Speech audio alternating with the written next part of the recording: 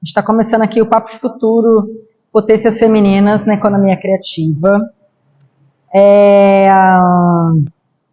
Queria dar boas-vindas a todos que vão assistir isso aí. Boas-vindas a todos, todas e todes. Meu nome é Gisele, eu tenho 39 anos, sou paulista, moro no Rio de Janeiro há 11 anos. Atualmente eu moro em Gente Dentro. Sou uma mulher casada, tenho 3 pets, 2 enteados. Sou apaixonada por corrida, arte, música e pelo meu trabalho na cultura. Tenho uma formação em propaganda e marketing e gerenciamento de processos e trabalho há 9 anos com cultura. Vou fazer uma breve autodescrição aqui. Atrás de mim tem uma parede branca com alguns quadros. Eu sou uma mulher branca, estou de cabelo preso, de coque, estou de vestido preto. E hoje eu estou trazendo aqui a Ana Paula, parceira aí que a vida me trouxe. É um trabalho muito legal. Bom, o motivo da nossa reunião aqui hoje, nosso papo, é o objeto de um edital, né, do Cultura Presente nas Redes 2, patrocínio Secretaria da Cultura e Economia Criativa e Governo do Estado do Rio de Janeiro, em realização do Gueto Coletivo. Bom, vou falar um pouquinho da Ana Paula, depois vou deixar ela me apresentar, que ela com certeza vai falar muito melhor do que eu. A Ana Paula ela é produtora cultural desde 2012, com experiência em movimentos sociais e ações ligadas à cultura urbana, graduando em produção cultural pelo Instituto Federal do Rio de Janeiro e a idealizadora do projeto Leopoldina Hip Hop, realizado pelo coletivo Resistência Cultural. E agora eu queria que você falasse um pouquinho mais, ou se tiver, né, alguma coisa também aí para complementar. Obrigada, Gisele, pelo convite, um prazer estar aqui. Bom dia, boa tarde, boa noite para todo mundo que está aí assistindo esse conteúdo, no momento que está assistindo. Eu sou Ana Paula Gualberto, tenho 38 anos, sou mãe da Annelise, trabalho com cultura há 12 anos. Enfim, agora vamos trocar essa ideia aí, entender o que a gente pode potencializar aí para esse papo de futuro. Ana Paula, queria só te pedir para você fazer sua audiodescrição. Sim, esqueci. Eu sou uma mulher negra, de estatura mediana, cabelos bem curtos, pretos. Eu estou com uma camiseta estampada, com flores, uma calça quase bermuda de cor azul e sandália, e uso óculos. Muito bem, muito bem. Bom, vou começar fazendo uma pergunta para você, e claro, eu acho que o papo ele vai tomar aí o rumo dele. Eu queria entender o que te inspirou a trabalhar com cultura, se teve algum momento assim, ou, enfim, se você sempre trabalhou com isso. Conta um pouquinho aí pra gente. A minha trajetória na cultura, ela é, digamos assim, inesperada, né? Porque eu sempre tive uma vivência próxima, estimulada pela minha família. Então, apesar de eu ser moradora de subúrbio, né, eu fui criada ali entre Vaz Lobo, Irajá e Vicente Carvalho. A minha mãe, ela sempre teve o costume de levar a gente no final de semana para passeio em museu, biblioteca, exposição. Tinha essa rotina que não era uma rotina comum, tipo, por exemplo, dos meus amiguinhos da escola. Sim. Né? E conforme eu fui ficando mais jovem, e aí depois eu fui entendendo como esses lugares me abraçaram, né? Eu fui ficando mais interessada na pichação. Eu me aproximo da pichação mais ou menos com 13, 14 anos, né? E consigo me embrenhar nesse mundo, mas não sem largar essa parte mais ligada à cultura, né? Então, assim, eu era aquela pessoa que ia para a reunião com a camisa da escola, com a mochila, com os livros e tal. Então, eu vi um momento na pichação que hoje eu consigo entender que algum contexto socioeconômico favoreceu aquilo, que era justamente uma mudança no formato dos encontros dos pichadores, que eles costumavam acontecer em praças, que normalmente eram pontos centrais, né? Tipo, estação de trem, ponto final de ônibus e tal. E os pichadores começaram a realizar encontros em formato de festas, né? E aí essas festas, elas eram produzidas pelas siglas, né, aqueles grupos que os pichadores faziam parte, ou as famílias. Era um outro formato também de grupo que estava começando a surgir na época. Isso aí eu estou falando mais ou menos 2005, 2006, mais ou menos. E aí o grupo que eu fazia parte começou a fazer os eventos deles também, né? E foi aí que eu comecei a dedicar mais à parte cultural, né? E eu sou uma pessoa que eu levo algumas coisas assim muito a sério, entendeu? E eu era, tipo assim, a pessoa que era chata, nojenta com esse negócio. E eu comecei a entender que aquilo poderia realmente, tipo, ser uma profissão, começar a trabalhar com isso, né? E aí eu fui buscar como eu podia fazer daquilo realmente, tipo, o meu ganha-pão, porque eu já consegui conhecer mais pessoas que eram da área do grafite, de outras áreas da cultura, que ocasionalmente me chamavam, me convidavam para trabalhar como assistente de produção, estética e tal. Então eu tinha a minha correria durante a semana do meu trabalho, que na época era técnica mecânica, e aos finais de semana eu trabalhava com evento, né? E aí fui fazendo curso e tal. Então foi uma trajetória que ela foi meio contrária, né? Eu comecei primeiro a trabalhar na área para depois me especializar, né? Eu fui fazendo alguns cursos, especializações e tal, até que eu consegui ficar trabalhando só na área de cultura. Eu larguei de vez a parte técnica. Na época eu estava fazendo faculdade de engenharia, estava no quarto período de engenharia. Caraca, quem diria? Pois é. Larguei a faculdade de engenharia, entreguei de carteira assinada como técnica mecânica e fiquei trabalhando só na área da cultura, né? Em 2015 eu faço o Enem e entro para o IFRJ, né? E aí estou nessa luta até hoje, tentando terminar essa faculdade aí. E aí trabalhando em várias outras coisas, né? Que aí foi isso, eu comecei através da pichação e artes urbanas, né? Sim. E aí fui para teatro, exposição, trabalhei durante quase 5 anos como produtora executiva na Arena de Cro, na Penha, né? No Observatório de Favelas, que inclusive também foi muito importante nessa minha formação, que eu fiz a SPOC, né? A Escola Popular de Comunicação Crítica, né? Que formou vários profissionais da área da cultura que estão atuantes no Rio de Janeiro. Então, esse é um pouquinho da minha história, do contexto de como eu cheguei até aqui. E na Arena de Cro foi que eu conheci o coletivo Resistência Cultural, que já fazia algumas ações lá, era residente, e justamente por essa minha vivência na rua, né, eu senti falta lá na Arena de Cro de atividades e ações ligadas ao movimento hip hop. E aí, junto com o Nil, que também fazia parte da equipe de lá de comunicação, né, e que é a MC, a gente começou a pensar, né, numa proposta que fizesse essa interlocução. Criamos em 2017 o Meu Podina Hip Hop, né, que hoje a gente entende como uma plataforma, né, porque começou como um evento, mas a gente já fez mais um monte de coisa.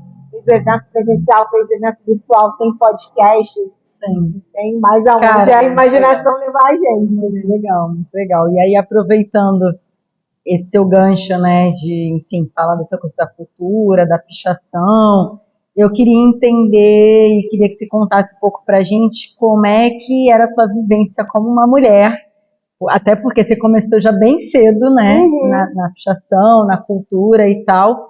Como que você sentia, né, sendo uma menina, ocupando esses espaços e depois, né, olhando isso como um negócio, trabalhando, enfim, foi se desenvolvendo. Como é que eram os espaços? Conta um pouco.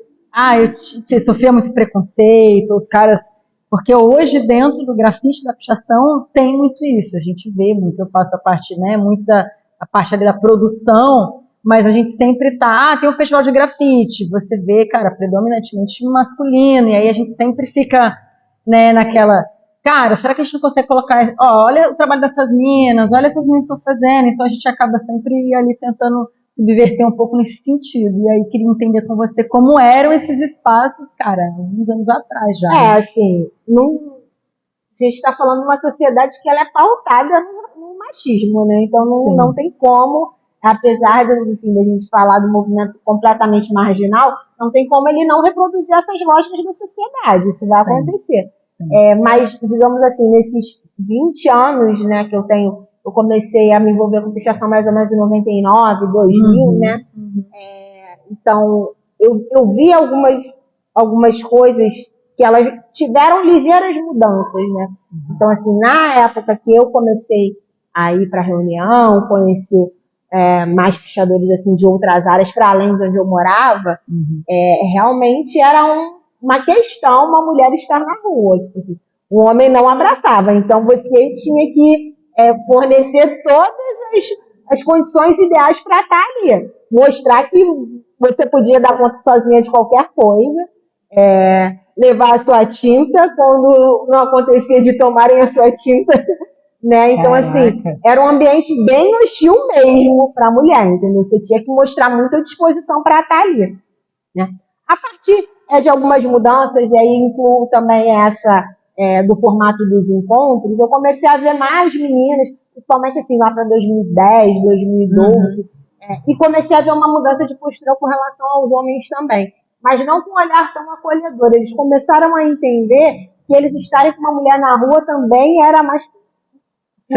eles se protegiam melhor de alguma maneira, entendeu? Então, era mais difícil rodar e tal, então ficava mais tranquilo para as mulheres, entendeu? Então, eles abraçavam mais as mulheres, mas muito mais com esse olhar, mas nunca assim de uma forma assim acolhedora de entender, por exemplo, sei lá, a importância da mulher em ocupar esse lugar. Você não vai ver no meio da pichação uma reflexão sobre como a mulher precisa ocupar esses espaços, né?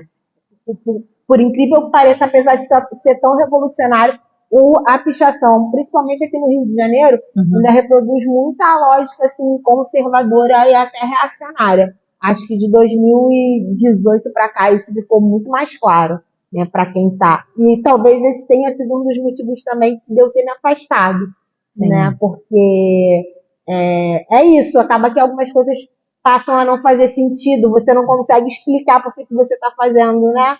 Então, quando você não consegue levar as pessoas junto com você, né, numa trajetória, às vezes é melhor você se afastar. E acho que foi mais ou menos isso que aconteceu. Então, hoje eu nem falo tanto assim, de um lugar de propriedade como pichadora, né? Eu falo disso como parte da minha trajetória, porque não tem como dizer. Total. Assim, isso foi fundamental para eu ser a mulher que eu sou, no lugar que eu estou atuando, onde eu trabalho. Mas eu também não me coloco hoje num lugar, tipo, conhecedora da rua, até porque o contexto hoje é outro, né? A gente está em outros tempos. Então, assim, sei lá, acho que a última vez que eu coloquei nome deve ter sido 2017. Faz um tempinho. Então, assim, de verdade, eu não sei mais como a rua está funcionando hoje. Sim. E agora também você está muito mais inserida na coisa da produção cultural em si, mas com certeza a tua vivência da rua ela é extremamente importante. Eu acho que isso fez você entender um pouco, cara, qual tipo de cultura que você quer trabalhar e como, sim, sem dúvida. E como você quer inserir isso nos espaços. Exato, né? E aí eu estava falando que eu tive essa conclusão posteriormente, né? E aí quando eu parei para pensar, eu entendi como que isso fazia sentido para mim na época, né? Eu com 12, 13 anos, começando a entrar na adolescência, e aí quando eu me insiro na pichação, eu começo a conhecer os bailes funk, que na época era baile funk de galera, de corredor, né?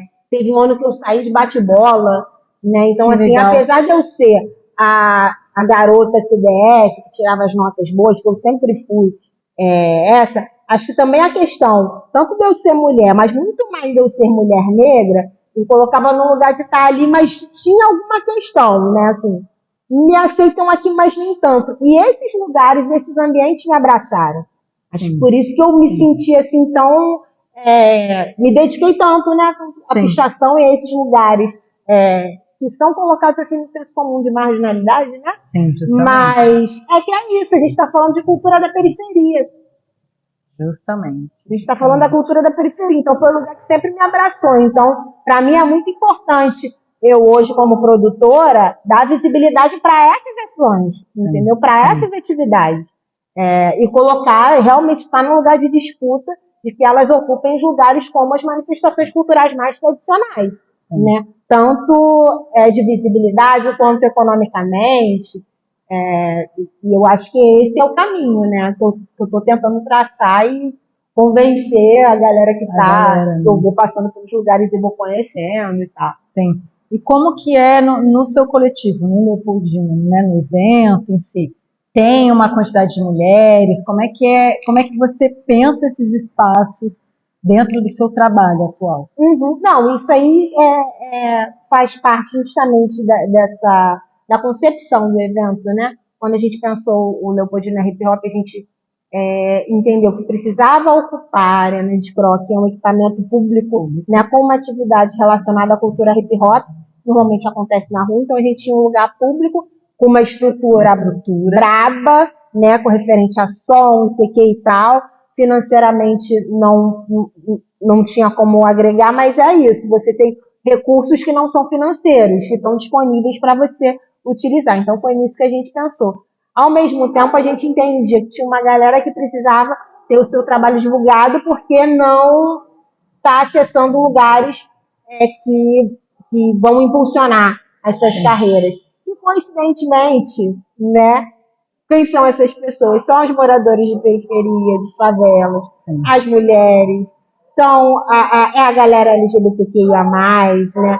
Então, a gente sempre entendeu que esse evento funcionar como um impulsionamento artístico era principalmente para essa galera, né? Que a grande mídia não quer, nunca quis, né? Então, isso sempre foi uma missão. Agora, o mais desafiador é fazer isso quando você não tem verba, né? Porque fica mais fácil. E aí eu fiquei pensando, você me fazendo essa pergunta, faz realmente tipo uma linha do tempo, assim, da trajetória do evento, de como a gente fez a primeira edição, tipo, sem verba zero, e aí a gente entendeu depois por que as duas mulheres que a gente chamou não conseguiram ir, né?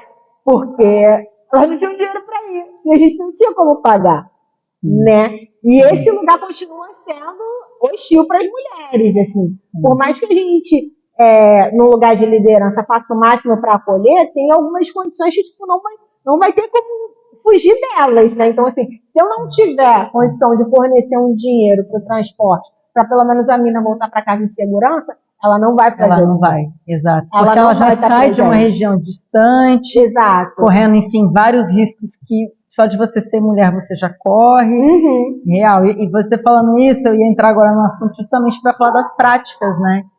De que práticas você executa e, né, eu acho que isso já é uma das coisas que você está falando, e uma coisa que eu falo muito sobre a cultura, né, até no curso recente que eu fiz de engenharia cultural, a gente discutiu muito sobre isso, que é a questão econômica, que dentro da cultura se fala muito pouco, parece que nós fazedores, enfim, criativos da cultura, tudo tem que ser feito muito de graça. E as pessoas da cultura têm muito essa questão de o quanto eu vou cobrar, às vezes tem medo, né, de cobrar. Às vezes você chama a pessoa para fazer um trabalho, a pessoa ela não sabe quanto cobrar. Ou ela é sempre uma questão ali que fica todo mundo cheio de dedos para falar. E foi uma narrativa que eu construí muito no curso. Galera, é o nosso trabalho. A gente só não consegue viver de cultura hoje, atualmente muitos, né, têm um trabalho, desempenham a questão da cultura, por ter a questão da vivência ali, mas não conseguem viver de cultura. Porque tem o entendimento do senso comum de que a cultura é luxo. Justamente. Parte daí. Acho que esse é um pilar fundamental. O senso comum diz que cultura é luxo, né? E aí o artista vira aquele que é o que aparece na grande mídia. Esse artista. Se você faz qualquer outra coisa relacionada à cultura, você não é artista. Vamos perguntar assim pra você. Tá, mas você trabalha em quê? É isso. Né? Então, também é um lugar de disputa constante, enquanto profissionais dessa área, tá? Isso aí que você está falando. Isso, você está lá no curso reivindicando isso. Somos trabalhadores, né? A gente tem que ter as nossas condições ideais de trabalho, que a gente sabe que estão muito longe de ser. Né? Que não são só editais que vão fomentar isso, porque justamente você falou, você está ali tentando dar voz, mas você precisa do mínimo. Você precisa do mínimo, que é pagar uma passagem, que é pagar uma alimentação. Cara, uma coisa que a gente comentou que foi essencial, como a gente chegava lá, sei lá, na segunda-feira de manhã, cara, o café da manhã era essencial, sabe? Assim, em outros cursos que são dados para essa galera, né, fazedores de cultura, artistas e tal, que é uma galera que não tem nenhum suporte, o café da manhã, uma alimentação, uma passagem é essencial. É essencial. Então, Eu acho que o desafio que a gente tem, Gisele, principalmente quando você vai falar mais especificamente da área de eventos, sensibilizar o público com relação à importância da valorização do artista, né? E é desse pequeno artista mesmo, sim, né? sim. Porque ainda com essa questão, né, desse olhar do senso comum com relação às práticas culturais, ao entretenimento, é isso. O artista de grande visibilidade, né, ele cobra ingresso caro e o show dele lota. Né? Agora, o pequeno artista, você faz um festival com pequenos artistas e coloca um valor simbólico, você ainda tem uma dificuldade gigante de mobilizar público. Né? Você não consegue fazer uma atividade cultural nesse formato com a bilheteria se pagando. Sim. Não consegue. Sim. E aí você tem que recorrer ao quê? Às políticas públicas. Sim. Né? Por isso que é tão importante a gente também estar se profissionalizando, se especializando para disputar esses editais. Por isso que é tão importante ter editais específicos que vão considerar a questão territorial, que vão considerar as questões relacionadas à diversidade, né? Para ter esses espaços, porque a maior dificuldade é convencer o público de que o que a gente está fazendo é muito importante, o que a gente está fazendo é economicamente fundamental para movimentar o país, né? E assim, na universidade, a gente está estudando constantemente formas e assim, caminhos para conseguir isso com êxito. Sim. Mas é isso, né? A gente ainda vive num lugar com a democracia muito frágil, né? Acho que ainda mais de 5 anos para cá foi um retrocesso muito grande com relação a várias coisas, né? Então, assim, a gente está tendo que discutir, sei lá, hoje, acesso à saúde de maneira adequada, né? Então, se cultura nunca foi uma prioridade, né? Hoje, exatamente, agora realmente ainda, exatamente. Né? Mas eu estou otimista de que vão vir melhoras nesse sentido, principalmente relacionadas a políticas públicas que vão dar suporte, né? Para a gente ampliar nossa voz com relação a isso e também atingir essa galera, né? Tipo assim, principalmente o público, de entender, né? Porque os artistas, né? Esses artistas que a gente está falando, né? A galera do corre, eles já estão entendendo o que a gente faz. E hoje eu tenho isso do Leopoldina Hip Hop, a gente fez recentemente a nossa edição de 5 anos. Em 5 anos de projeto foi a edição que a gente teve menos público. Caraca! Foi a edição que a gente teve menos público. E foram os artistas bravos, tá? Porque DJ Ingrid tocou. Pois é. A gente, infelizmente, não conseguiu estar lá, enfim, por outras questões. Mas assim, foi muito legal. Eu já entendi, nesses 5 anos de projeto, que a gente faz o Leopoldina Hip Hop, os conceitos que a gente faz no Leopoldina Hip Hop, o que a gente pensa no artista. É isso. Né? E eles saem dali com um sorriso no rosto. Eles saem dali agradecendo a mim, ao Nil, à equipe, serem tratados ali com dignidade, a terem um camarinzinho lá, a serem identificados. Eu sempre fico muito emocionada de toda vez que eu vejo o pós no Leopoldina Hip Hop, que aí a galera vai tirar foto com a pulseira que a gente coloca de identificação de artista.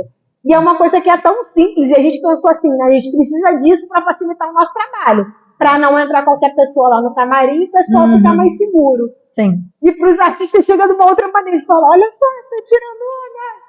Então, e a valorização. Da valorização do trabalho dele. Entendeu? Então, assim, acho que dentro do repertório todo dessa minha experiência, dos lugares que eu estou conseguindo alcançar, os editais que a gente está conseguindo ser contemplado, hoje o alcance da minha mão é isso, dar o reconhecimento para esses artistas, né, que estão ali trabalhando com a gente, que a gente de alguma maneira está dialogando, tentando visibilizar melhor o trabalho deles. Sim. Mas o grande desafio que a gente tem realmente com a sociedade é a sociedade reconhecer o artista como trabalhador, né? Sim. Acho que essa é a luta, né? Essa que é a luta, muito bom, muito bom. E aí, assim, nosso papo foi, infelizmente, um pouco rápido, né? A gente não pode colocar o objeto do nosso edital aí um pouco curto, mas tenho certeza que a galera também vai procurar pesquisar mais. Queria que você terminasse falando um pouco mais sobre o seu projeto, que agora é a hora que a gente fala que é vender o peixe, né? Para a galera conhecer mais, falar das suas mídias e orientar a galera a procurar mais informações, procurar o Gueto Coletivo, procurar a Ana Paula. Precisa de mais informações, precisa pesquisar, precisa saber como é que você faz para botar o seu projeto num edital, enfim, acho que a gente está aqui também para poder tentar mostrar para a galera o caminho que a gente fez também, porque foi, a relação, a gente ainda está percorrendo esse caminho, não está fácil, mas eu acho que a gente já conseguiu quebrar algumas barreiras aí. E aí, fala um pouquinho mais sobre a Leopoldina, já tem planejado outra edição, como é que está isso? Então, para 2023, a gente acabou de fazer, né, a nossa edição de 5 anos, agora em 2022 para 2023. A gente ainda vai conversar, porque os planos que a gente tinha com relação a editais, eles não foram bem sucedidos, pelo menos por enquanto, né? Pode ser que alguma coisa mude, pode ser que algum cenário role. A gente está com boas expectativas aí com relação a leis de incentivo que eram para ser colocadas ainda no ano passado, mas questões do governo federal impediram, e aí com essa mudança pode ser que role, né? Então, assim, não perdemos a esperança, mas ainda vamos fazer uma reunião de balanço. É provável que a gente continue com o nosso podcast, LH2Pod, que inclusive já tem um convite já pré-colocado para a galera da Gueto estar com a gente, né, que não rolou na primeira temporada, mas se Deus quiser nessa aí vai rolar. Legal. Né? É um projeto que ele foi inclusive contemplado, né, no fomento da cultura carioca, né, no FOCA de 2022, e a gente conseguiu executar ele por conta disso, né? Então, justamente a importância, né, das políticas públicas para manter essas atividades, né? Apesar da gente não ter conseguido para 2023 o plano, a gente continuar com ele, mesmo num formato reduzido menor para esse ano de 2023. Então, pensando também nas formações, foi muito bom você falar disso, porque é uma coisa que a gente identifica também quando a gente traz esses artistas, né, que estão realmente em início de carreira, quanto é importante eles terem uma visão geral, né, sobre gerenciamento de carreira, né? Então, com relação a essa a formação artística, rodas de conversa, debates, a gente também está querendo trazer isso com mais ênfase, né? Mas são coisas ainda que estão no plano das ideias, a gente ainda vai entender como vai colocar isso para frente. Enquanto isso, sigam as nossas redes sociais, estamos principalmente no Instagram, Leopoldina Hip Hop, e no YouTube a gente também tem um conteúdo bem legal das edições virtuais que rolaram, então também se encontra a gente lá, Leopoldina Hip Hop. Quem quiser me encontrar também nas redes sociais é a Ana Paula Gualberto, estou à disposição, quem quiser trocar mais ideias, saber mais curiosidades. O podcast está no Spotify? O podcast está no Spotify, está no YouTube, está no Anchor, nas principais plataformas de áudio, está lá o LH2Pod, fizemos 13 episódios nessa primeira temporada. Que irado. Fizemos 13, com uma galera muito responsa, então tem a Nega Giza, tem muitos produtos, a gente achou muito importante para o LH2Pod, né, que a gente entendia, né, que esse diálogo com os artistas que a gente estava trazendo com o evento, né, e que o podcast poderia ser o canal que a gente ia trazer a galera que está por trás das câmeras. Então tem muita gente da comunicação, a gente trouxe a galera que faz o portal RapGo para falar com a gente. A gente trouxe a Nega Giza, que tem uma história maravilhosa, apresentou a edição de 1 ano do Leopoldina Hip Hop, né, que assim, tá nesse lugar assim, de relíquia, referência, né, a Dom Negroni veio com a gente, veio a Ive, que é a produtora do Brasil Grammy Show, né, então assim, só gente muito braba, galera assim, que a gente faz um trabalho muito importante por trás dos palcos também, que a gente trouxe para dialogar, e vamos continuar nessa pegada aí na segunda temporada, né, e, enfim, vamos aí até onde a imaginação permitir. É isso aí. Mais uma vez agradeço o convite de estar aqui com vocês. Para mim é sempre ótimo. Dá para perceber que eu gosto muito de falar. Deixar eu falando mesmo. E é isso. Tamo junto, querida. Tamo junto, galera. Obrigada. Obrigadão, Ana Paula, de verdade. Muito bom ter você aqui. É isso, galera. Até a próxima.